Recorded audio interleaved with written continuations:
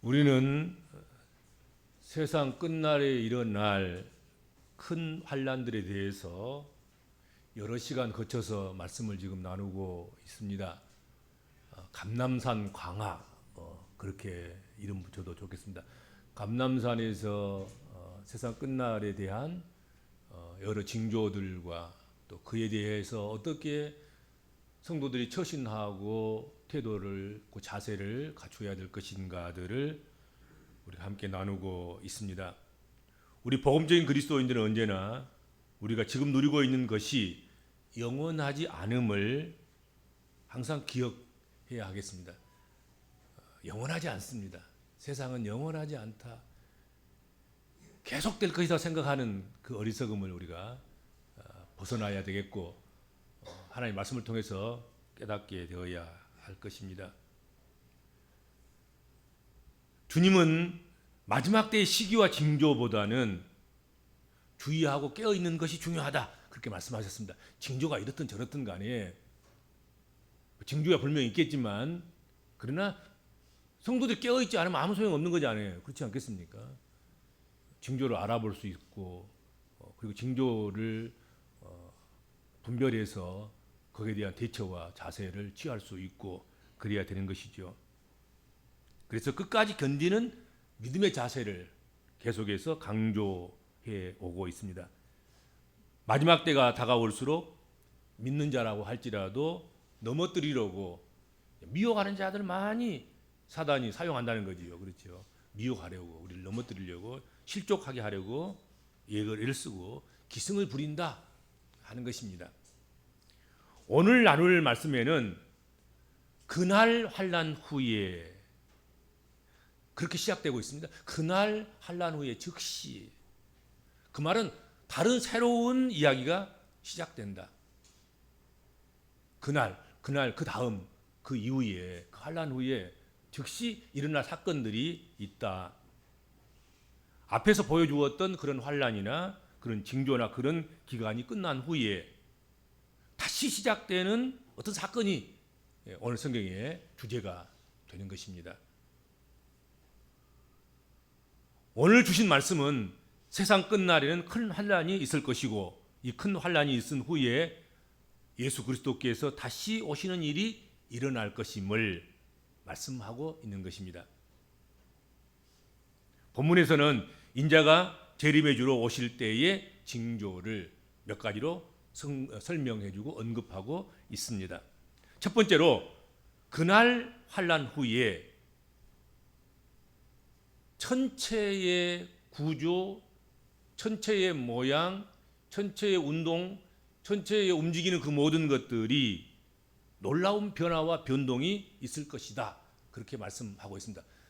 그 환난과 징조가 있은 후에, 그날 환난 후에 그리스도께서 곧 재림하실 텐데, 그 사이에 일어나는 사건이 있는데, 그게 뭐냐면 천체의 변동, 천체 구조의 이상현상들, 이것이 일어나게 된다. 29절 한번 보세요. 무슨 일이 있는가? 해가 어두워지고, 해가 빛을 잃는다는 거지. 해가 어두워지고, 다시 달이 빛을 내지 않고, 당연한 것이죠. 해가 빛을 잃으면 달은 당연히 빛을 잃게 되는 것이죠.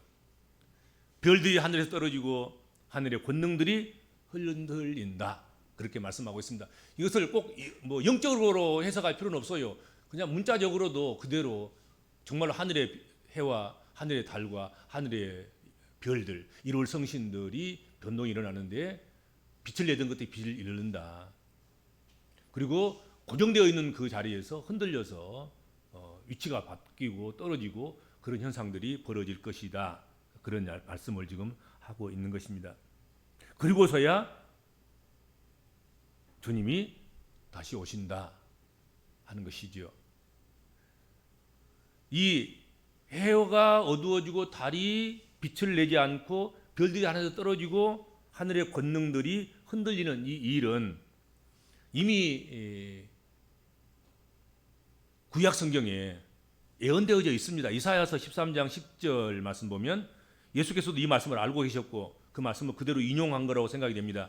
하늘의 별들과 별 무리가 그 빛을 내지 아니하며 해가 돋아도 어두우며 달이 그 빛을 비추지 아니할 것이로다. 그렇게 이사야가 이미 예언해 놓았죠, 구약 성경에. 그리고 예수께서 오셨고, 그리고 우리의 죄짐을 지고 죽으시고 부활하시고 하나님 우편에 계시다가 다시 오실 때 그 예고한 그 말씀대로 하늘의 전체 구조가 어떤 변화, 큰 변동이 일어날 것이다. 전체 구조의 변동 없이 예수 그리스도가 재림하지 않는다 하는 것을 우리가 잊어서는 안 됩니다. 적어도 예수가 오시려면, 재림 예수가 오시려고 하면 전체 구조 정도는 움직여야 되는 거예요. 뭐 그냥 장난 삼아서 아무렇게나 뭐 그냥 누구라도 오는 것처럼 그렇게 오는 것이 아니라 이게 적어도 그렇죠. 그렇게 혼란스러울 필요가 전혀 없습니다. 예수가 오시는 것, 재림 예수가 오시는 것은 적어도 하늘에 해 정도는 빛이 어두워져야, 달 정도는 캄캄해져야, 그리고 별들이 빛을 잃고 하늘의 큰 권능들이 하늘에서 땅으로 떨어져야, 그런 일이 있고서야 예수 그리스도가 재림한다는 것이죠. 그러니까 지금까지 재림 예수라는 사람은 다 거짓말쟁이들인 거죠. 다 가짜들인 거예요. 해가 빛을 잃은 적도 없고 달도 별들도 하늘의 큰 권능들도 흔들린 적이 없어요. 아직은. 그런 일이 있고서야 다시 오신다 분명하게 말씀하고 있습니다. 인자의 재림의 징조와 또한 인자의 재림은 누구나 알 수 있는 천체 구조의 변동과 변화로 나타날 것임을 말씀했습니다. 가시적으로 오시기 때문에 누구도 못 봤다고 말할 수 없어요. 누구도 인지하지 못했다, 인지할 수 있어요. 누구든지 볼 수 있도록 오신 거예요. 못 봤다? 아니에요. 볼 수 있어요. 다 보도록, 가시적으로 느낄 수 있도록 그렇게 오신다 하는 것이죠. 그래서 재림 예수에 대한 혼란이나 미련이나 미혹이나 이런 걸 받지 않기를 바랍니다. 분명하게 이야기하고 있잖아요. 적어도 해 정도는 빛을 잃어야 재림 예수가 오신 거예요. 하늘의 달 정도는 빛을 잃고, 별들 정도는 빛을 잃고, 하늘의 큰 권능 정도는 하늘에서 땅으로 떨어져야, 그런 후에야 예수 재림하신다. 어디 숨어서 오고 몰래 오고 어디 아무렇게나 오고 그런 건 아니다 이거지요. 두 번째로, 그날 후에, 그날 환난 후에 즉시 무슨 일이 있냐면, 그때에 인자의 징조가 하늘에서 보이겠고 땅의 모든 족속들이 통곡하며, 그렇게 되어 있습니다.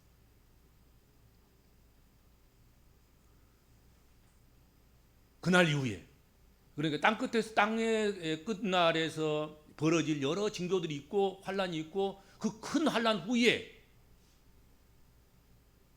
그리스도가 오시는데, 그때에 인자가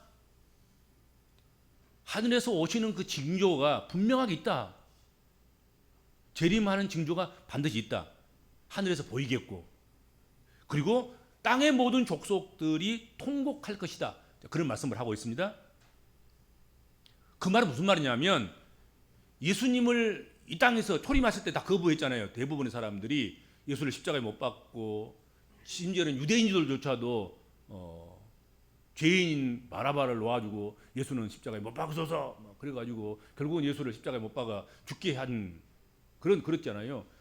그러니까 그만한 많은 사람들이 예수를 거절한 거예요. 지금도 마찬가지죠. 2000년이 넘도록 지금까지 계속해서 예수를 전하고 복음을 전하고, 그래도 여전히 지금도 거부하고 있는 그런 사람들이 있잖아요.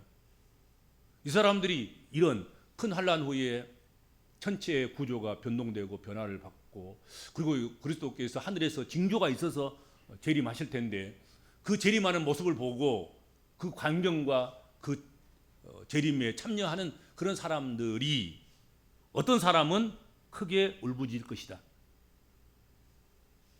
그 어떤 사람들이 누굴까? 예수님을 십자가에 못 박았던 사람들, 예수 그리스도를 거절했던 사람들,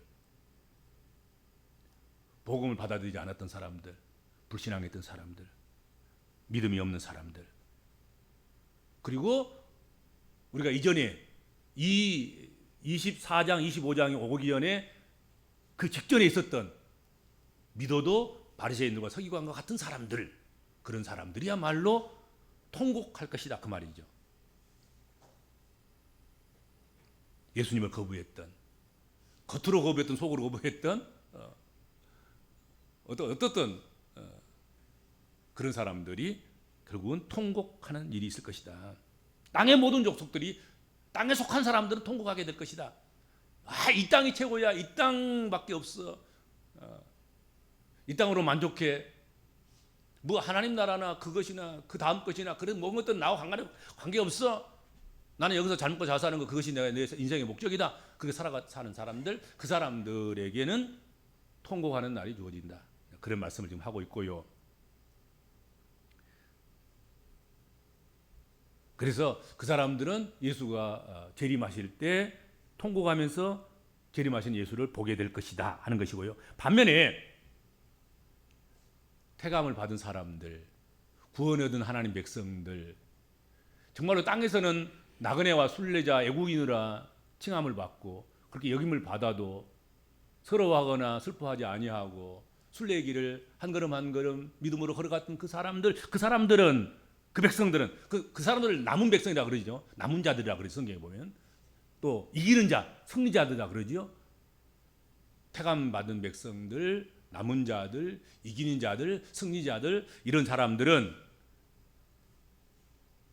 울고 있는 그 불신자들과 그런 사람들 그 곁에서 기쁨으로 웃는, 기쁨으로 충만한 그런 예수 그리스도를 맞는 일을 하게 될 것이다 하고 약속하고 있는 거예요. 희비가 엇갈리는 거지요. 그렇죠. 희비가 엇갈리는 그런 날이 반드시 올 것이다 하는 것이죠. 이 말씀도 구약 성경에 있어요. 스가랴서 12장 10절에서 12절 그 말씀 보면은 다윗의 집과 예루살렘 주민들이, 즉 이스라엘의 모든 사람들이 그들이 찌른 자를 바라보고 그를 위하여 애통하는 것을 말씀하고 있다 하는 것이죠. 모든 민족이 그들이 받을 심판을 생각하며 통곡할 것이다. 그렇게 예고하고 있습니다. 그래서 그것은 아주 후회 막급한 그런 통곡이 될 것이고 울음이 될 것이다 하고 말씀하고 있는 것입니다. 그리고 또 신약 성경에 계시록에도 보면 계시록 1장 7절 볼지어다 그가 구름을 타고 오시리라. 각 사람의 눈이 그를 보겠고 그를 찌른 자들도 볼 것이요. 그러니까 스가랴서도 찌른 자들이 예수 그리스도의 재림을 볼 것이다 그랬잖아요. 그리고 계시록에도 찌른 자가 그를 볼 것이다. 그렇게 말씀하고 있고 땅에 있는 모든 족속이 그로 말미암아서 애곡하리니 그러하리라. 그렇게 계시록에도 말씀을 하고 있습니다. 재림의 때에는 예수를 믿지 않고 인정하지 않는 그런 사람들은 통곡하고 후회하게 될 것이다 하는 것을 말씀하고 있는 것이죠. 하지만 우리 복음적인 그리스도인들은 그날이 아주 영광과 감격의 날임을 확실히 약속하고 있습니다. 그다음 세 번째로 그날 환난 후에 즉시 무슨 일이 있냐면 그들이 인자가 구름 타고 능력과 큰 권능으로 오는 것을 보리라. 그렇게 오늘 성경에 말씀하고 있습니다. 그들이, 모든 사람들이 인자가 구름을 타고 능력과 큰 권능으로 오는 것을 보게 될 것이다 하고 그렇게 말씀을 하고 있습니다. 마태가 복음서에 이 말씀을 이렇게 기록한 것, 주님의 재림 장면을 아주 시각적으로, 가시적으로 분명하게 묘사하고 있는데요. 이렇게 시각적으로, 가시적으로 표현한 그 이유는 재림의 확실성을 강조하기 위함인 것입니다. 아주 시각적으로, 그냥 가시적으로 우리가 눈으로 볼 수 있도록, 상상할 수 있도록 그렇게 기록을 해주고 있습니다. 그리고 이 구름을 타고 오는 인자의 그 표현, 이런 모습들은 이것도 구약 성경에 이미 예고되어 있는 것이죠. 다니엘서 7장 13절 14절 그 말씀을 인용한 것입니다. 모든 민족은 예수님의 재림을 눈으로 목도하게 될 것이다. 눈으로 보게 될 것이다. 그렇게 말씀하고 있습니다. 이것은 어떻게 보면 예수님께서 처음 오실 때는 정말로 초라하게 온 거예요. 그렇죠? 예수 그리스도의 초림은 사람들이 외적으로 볼 때 능력도 없고 영광도 없는 초라한 아기 모습으로, 정말 우스꽝스러운 모습으로 어린아이로 오셨고, 그것도 마국간에서 구유에 누우셔서 강보에 조그마한 손수건 비슷한 조그마한, 뭐 그보다는 좀 크겠지만 그런 거 조금 이렇게 가릴 때만 가리고 있는, 큰 보자기도 없는, 그때 가난해가지고 강보에 쌓여서 그렇게 누워 있는 그런 아기로 오신 거예요. 그럼 몇 사람밖에 모르는 거예요. 몇 사람밖에 모르려고 천사들 하고 목자들 몇 명하고, 그리고 동방박사하고 안나와 시므온하고 뭐 예수 그리스도의 모친하고 그 사촌 뭐 요한의 식구들하고 뭐 그 정도 뭐 좀 두리두리 몇 사람 알고, 예수 그리스도의 초라임은 그렇게 초라했어요. 왜 그렇게 오셨겠습니까? 그것은 십자가에 죽으시기 위해서 오신 고난의 종이었기 때문에 그런 것입니다. 만약의 경우 대단한 사람으로 오셨다고 생각 한번 해보세요. 예수가 그분이 고난을 당할 수 있겠는가? 그분이 십자가를 질 수 있는가? 그 불가능한 거예요. 고난받은 종으로서는 그것은 옳지 않지요. 그 권세로, 그 능력으로 자기를 지키고 보호하고, 또 그가 거느리는 사람들에 의해서 보호를 받고 지킴을 받는다고 한다고 하면 쉽게 죽을 수도 없는 거예요. 그렇잖아요.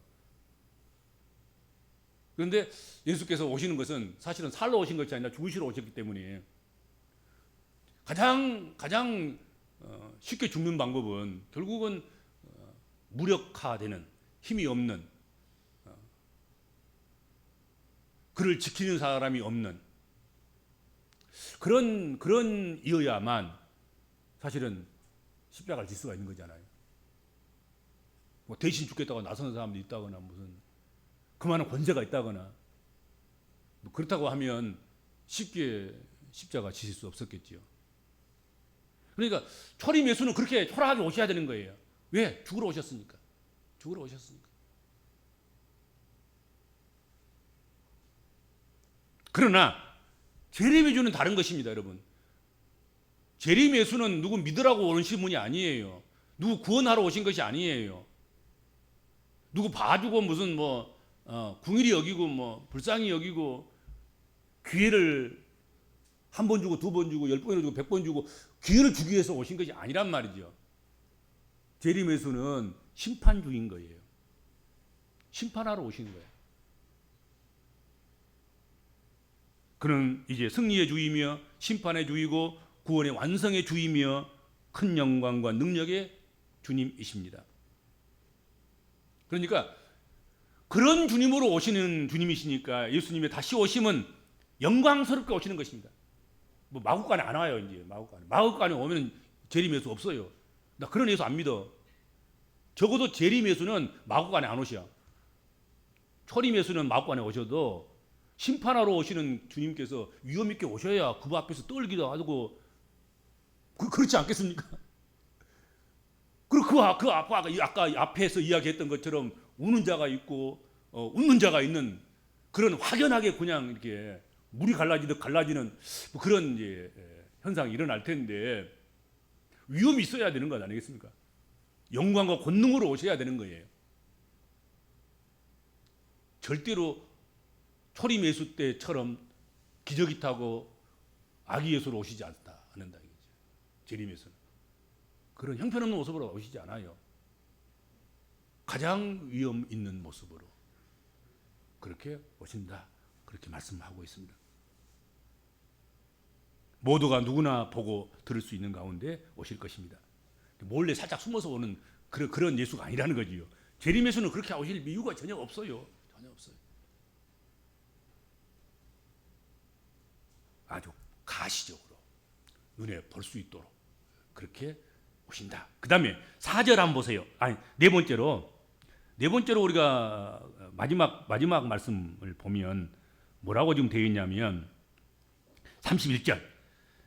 그가 큰 나팔 소리와 함께 천사들을 보내리니 그들이 그의 택하신 자들을 하늘 이 끝에서 저 끝까지 사방에서 모으리라. 사방에서 모으리라.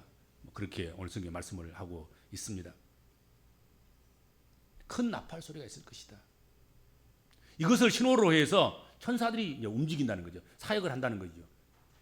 천사들이 사역하고 천사들이 일을 하고, 천사들은 오시는 예수 그리스도를 돕기도 하고 수종 들기도 하고, 또 천사들이 나팔을 직접 불기도 하고, 또 나팔 소리와 함께 오늘 본문에 특별히 하는 일이 있어요.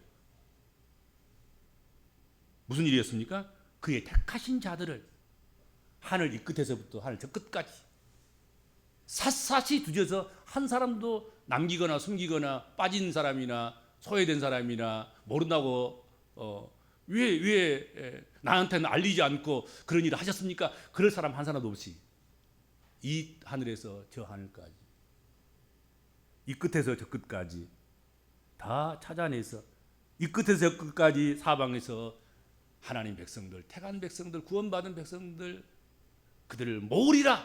그렇게 오늘 성경에 약속을 하고 있습니다. 걱정할 것 없어요. 걱정할 것 없어요. 저기 뭐 3층 천에 있어도 모을 것이고, 저 지하 뭐 땅끝에 있어도 모을 것이고, 바다 저 끝터리에 있어도 모을 것이고, 어디에나 있을 때나 있으나 재림 예수가 오셨을 때에는 다 모으리라. 그렇게 약속을 하고 있습니다. 뭐 환란 때야 무슨 지붕에 있으면 지붕 아래로 내려가지도 말고 그냥 거기서 그냥 도망가고, 밭을 매다가 징조가 있을 때는 밭끝에 나가서 밭에 놓아둔 뭐 겉옷을 입고 뭐 챙겨서 가려고 하지 말고 그냥 홈에 그대로 놓고 그냥 피하고 뭐 그러라 그랬지만,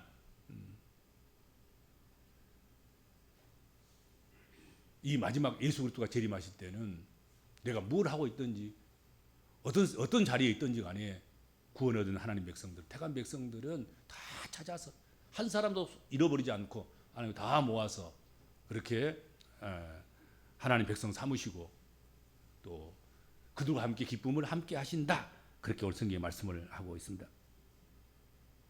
종합해 보면 예수님의 재림은 영광 가운데 이루어질 것이라는 말씀을 지금 하고 있고요.